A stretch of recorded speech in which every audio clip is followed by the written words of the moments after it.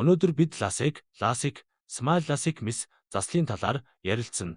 Үнэн дээр эдгээр 3 мис засал нь хоорондоо нэлээд ялгаатай. Ласик нь 3 төрлийн дундаас хамгийн хурдан эдгэрдэг мис засал юм. Зарим хүмүүс мис засал хийлгсэн өдрийн оройноос эхлэн хараа сайжирч байна гэж мэдэрдэг.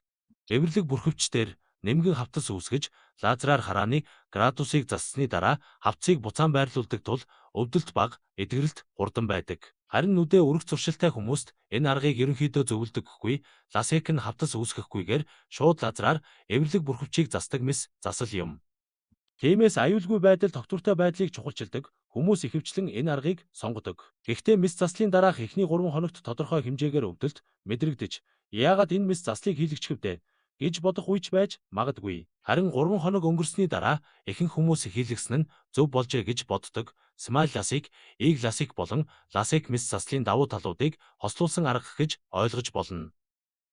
Эдгэрэлтийн хурд нь бараг ласиктай адил, тогтвортой байдал нь бараг ласиктай ойролцоо байдаг тул сүүлийн үед хараа засах мис засал сонирхож буй хүмүүсийн ихэнх нь хамгийн түрүүнд small ласикийн талаар асуудаг.